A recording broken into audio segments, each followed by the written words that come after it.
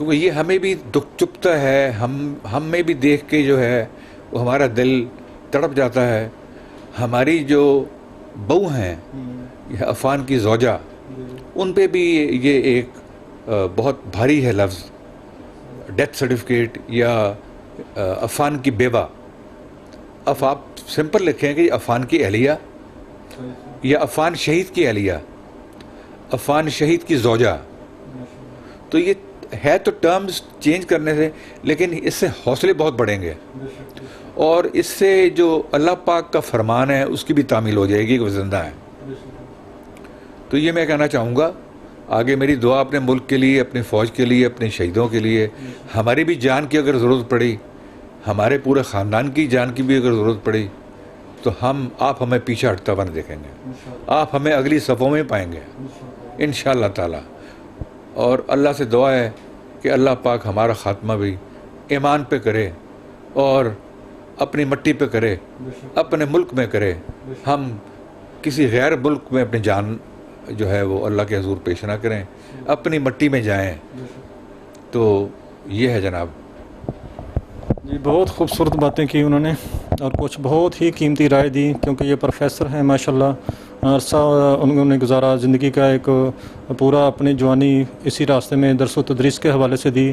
تو یقیناً سننے والے لوگوں کو، دیکھنے والوں کو بہت ہی زیادہ علمی ماشاءاللہ گفتگو سننے کو ملی ہوگی، اور کچھ بہت ہی زیادہ پازیٹیو ان کی تھی نصیحتیں، کچھ تجاویز. تو یقیناً سننے والے اس پر ضرور عمل کرنے کی کوشش کریں گے.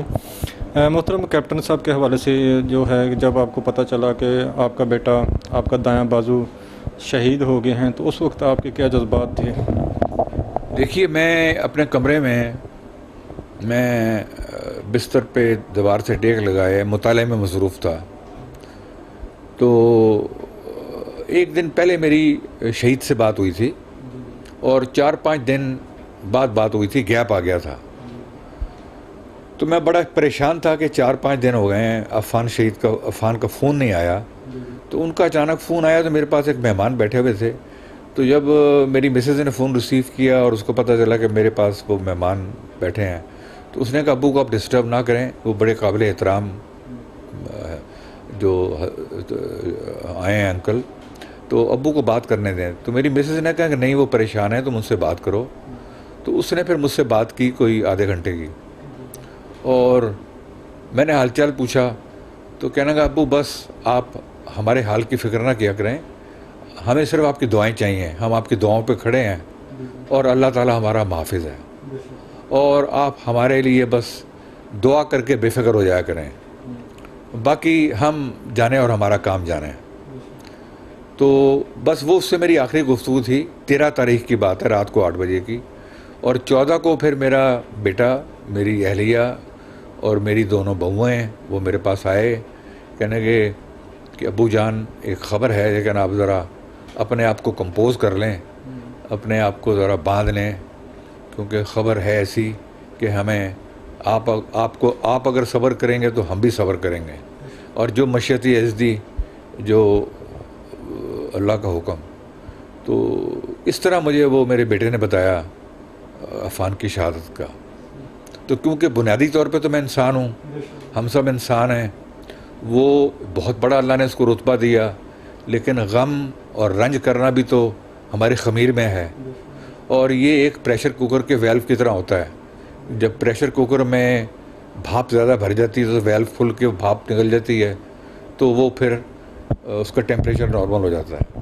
تو یہی مجھے لگا کہ میرا دل کٹ گیا، میرا کلیجہ کٹ گیا، اور میری آنکھوں کے آگے اندھیرا آ گیا، اور مجھے سمجھ نہیں آ رہا تھا کہ میں کیا کروں. اور پھر ہم سب نے مل کے ایک دوسرے کو تسلی دی. ہم سب مل کے بیٹھ گئے اور ایک دوسرے کو تسلی دی، اور بات ناقابل یقین تھی کہ ہم بالکل ذہنی طور پہ یہ سننے کو تیار نہیں تھے. خیر، صبر دینے والا اللہ تعالیٰ ہے. شروع میں تو بہت دکھ ہوا، بہت غم ہوا انسان ہونے کے ناطے، اور حضور پاک صلی اللہ علیہ وآلہ وسلم بھی آپ کی ریش مبارک تر ہو گئی تھیں آنسوؤں سے جب آپ کے صاحبزادے کا انتقال ہوا تھا. حضرت یعقوب نے اپنی آنکھیں کھو دی تھیں، وہ نبی تھے حضرت یوسف کے لیے. رو رو کے. تو یہ بھی تو غم اللہ تعالیٰ نے دیا ہے اور ہمارے خمیر میں ہے, تو صاف ظاہر ہے بہت اس کا وہ ہوا. ہاں یہ ہے کہ افسوس نہیں کرنا چاہیے. دکھ آپ کو ہو, لیکن کبھی نہ کہیں کہ افسوس ہوا. اور اگر کوئی افسوس کرے بھی تو اس کو آپ اس کی رہنمائی فرما دیں بھائی کہ اتنے بڑے رتبے کے لیے یہ مقام افسوس نہیں ہے بلکہ مقام شکر ہے. تو اللہ تعالیٰ نے پھر ہمیں تھاما, اللہ تعالیٰ ہی نے پھر ہمیں صبر دیا جب ہم نے ایک دوسرے کو دیکھا. اور وہ ہم پہ بڑا کڑا وقت تھا جو ہم نے ایک پورے 2 دن انتظار کیا کہ عفان یہاں گھر پہنچے ہمارے پاس. تو وہ پھر 15 کی رات کو وہ پہنچا ہمارے پاس رات کو 9:30 بجے, اور 16 تاریخ کی صبح کوئی 2 بجے قریب رات کو اس کو ہم نے اللہ کے حوالے کر دیا. اور آہستہ آہستہ پھر صبر تو ابھی بھی نہیں آیا, لیکن آ جائے گا. ہم اللہ کے حضور دعا کرتے ہیں, ہماری ٹوٹی پھوٹی ہم گناہ گار ہیں, اللہ پاک ہماری نمازوں کو قبول کرے اور ہمیں صبر جمیل عطا فرمائے. اور اللہ کا حکم ہے کہ نماز سے صبر حاصل کرو, اور نماز پڑھو گے تو صبر آئے گا, اور یہ دونوں چیزیں مل کے ہی آپ کو تھام لیں گی. تو یہ ہے. جی ماشاءاللہ, بہت ہی خوبصورت مدلل گفتگو کرتے ہیں ڈاکٹر صاحب. تو اپنے بیٹے کے حوالے سے بتا رہے تھے کہ کس طرح ان کو خبر ملی اور کیسے انہوں نے اللہ کی رضا پہ راضی رہے اور اس کو اللہ کی رضا سمجھا اور اس پر لبیک کہا. یقیناً اللہ تعالیٰ کی جو رضا پہ راضی رہتا ہے تو اللہ ان سے راضی ہوتے ہیں. تو محترم آپ بتائیے کہ جب ہمارے ہیرو کا جسد یہاں سبز ہلالی پرچم میں لپیٹ کے آپ کو پاس آیا تو کس طرح آپ نے استقبال کیا؟ کتنا بڑا جنازہ تھا, لوگوں نے اپنے ہیرو اور کیپٹن عفان کا کس طرح استقبال کیا, کتنا بڑا کراؤڈ تھا اس وقت, کیا صورتحال تھی؟ دیکھیے جی, بات یہ تھی کہ اس کا جو عفان کو لے کے آنا تھا انہوں نے گوادر سے آیا. گوادر میں طوفانی بارش ہو رہی تھی. تو گوادر میں جب جہاز نے ٹیک آف کیا تو اسی وقت ہی وہ ماڑا پہ اتر گیا C-130, کیونکہ وہ کچھ ہوا کا پریشر کا چکر تھا. اس کے بعد کراچی سے ایک چھوٹا جہاز روانہ کیا گیا جو میرے خیال 4 گھنٹے میں پہنچا لاہور, اور رات کو 9:30 بجے وہ یہاں آرمی ایویشن کے ایئرپورٹ پہ وہ عفان کو اتارا گیا, اور بڑے اعزاز کے ساتھ سبز ہلالی پرچم میں وہ لپٹا ہوا تھا. اور اس کو وہاں میں نے اور میرے 3 بیٹوں نے ہم نے اس کو سلوٹ کیا کھڑے ہو کے, اور سلوٹ کر کے ایمبولنس تھی CMH کی آئی ہوئی, ہم اس میں بیٹھے اور ہم درود شریف اور کلمہ طیبہ کا بآواز بلند سب لوگ ورد کرتے ہوئے گھر پہنچے.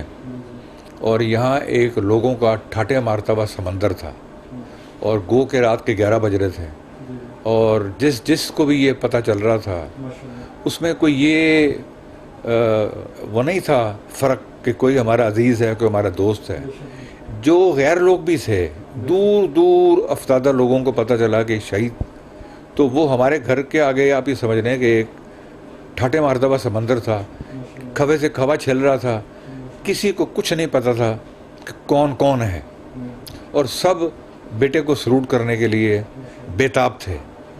لیکن ہم نے یہاں اس کو عفان کو گھر میں 1 گھنٹہ اور چند منٹ رکھا. اس میں جتنے لوگ بھی اس کو سلوٹ کر سکتے تھے یا اس سبز ہلالی پرچم پہ ہاتھ پھیر سکتے تھے وہ انہوں نے پھیرا. اور پھر یہاں لاہور میں کینٹ میں جو ایوب اسٹیڈیم ہے اس میں نماز ادا کی گئی. اور نماز کا بھی اب کچھ نہ پوچھیں, کیونکہ پہلے اعلان ہوا تھا کہ 9 بجے نماز ہوگی رات کو, تو 9 بجے اسٹیڈیم بھر گیا تھا. پھر اعلان ہوا کہ رات کو 12 بجے ہوگی. تو اس میں کیونکہ رات کا وقت تھا, لوگوں کی اپنی مصروفیات بھی ہوتی ہیں, گھر بھی پہنچنا ہوتا ہے, تو کچھ لوگ جو ہے وہ 12 بجے تک انتظار نہ کر سکے. لیکن اس کے باوجود جو ہے وہ اسٹیڈیم بھرا ہوا تھا, اور پھر ان کو یہ کرنا پڑا کہ انہوں نے جگہ ختم ہو گئی تو اندر آنے سے لوگوں کو روکنا شروع کر دیا. اور ایک عجیب و غریب وہ ایک اللہ کا نور برس رہا تھا جو جس شان سے اس کی نماز جنازہ ہوئی، کور کمانڈر صاحب اور بے شمار جنرلز اور فوج کے افسران اگلی صف میں تھے میرے ساتھ کھڑے ہوئے، اور اس کے لیے پھر دعا ہوئی، اور پھر کیولری گراؤنڈ میں اس کو، جو اس کا آخری حصہ ہے، ہمیں شہید ہیں کافی، تو اس کو اعزاز کے ساتھ، اللہ کے نام کے ساتھ اور سلامیوں کے ساتھ اس کو ہم نے اللہ کے سپرد کر دیا۔ اور یہاں لوگوں کے ایمان کا آپ اندازہ یہ لگائیں کہ بے شمار لوگ مجھے کہہ رہے تھے کہ بھائی ڈاکٹر صاحب، جب میں آپ کی طرف گھر کی طرف چلا، جب پتہ چلا کہ شہید کا جنازہ ہے، تو 4 لوگ میرے ساتھ اور آ گئے، اور آپ یہ ملٹی پلائی کرتے چلے جائیں تو مجھے تو ہوش ہی نہیں تھا، اپنے جسم و جاں کا ہوش ہی نہیں تھا۔ تو یہ لوگوں کے ایمان کی بات دیکھیں آپ، اور لوگوں کی شہید سے محبت دیکھیں، اور ہمارے جو قاری صاحب ہیں جنہوں نے نماز پڑھائی، اس کے لیے دعا کی، بعد میں اگلے دن اس کا ختم تھا، تو انہوں نے، کیونکہ جو ایوب اسٹیڈیم میں نماز کی ہوئی وہ تو سب فوج نے کیا تھا، اور ان قاری صاحب نے ایک بڑی خوبصورت بات کی، وہ بڑی دل کو لگی۔ انہوں نے کہا کہ ایک بات آپ یہ یاد رکھیں کہ آپ لوگ عام طور پہ نماز جنازہ پڑھتے ہیں میت کے ثواب کے لیے، لیکن شہید کی نماز جنازہ ہم پڑھتے ہیں اپنی مغفرت کے لیے۔ تو یہ بڑی خوبصورت بات تھی۔ دوسرا انہوں نے یہ بھی بتایا کہ حضور پاک صلی اللہ علیہ وآلہ وسلم اکثر جو جنگ احد کے شہداء تھے ان کی مغفرت کے لیے دعا کرتے تھے، اور ان کی مغفرت کے لیے ایک دعا کا عجیب غریب ان کا انداز ہوتا تھا، وہ انہوں نے بتایا۔ تو انہوں نے یہ بھی بتایا کہ شہید گو کے زندہ ہیں، لیکن ان کی بھی درجات کی بلندی کے لیے آپ دعا کر سکتے ہیں۔ ہاں، غم یا افسوس نہیں کرنا، آپ نے تسلی دینی ہے، شکر کرنا ہے اور تسلی دینی ہے۔ تو یہ نہ بھولنے والا ایک لمحہ تھا، جس اعزاز کے ساتھ، اور میں پاک فوج کا تو شکریہ ادا کر ہی نہیں سکتا۔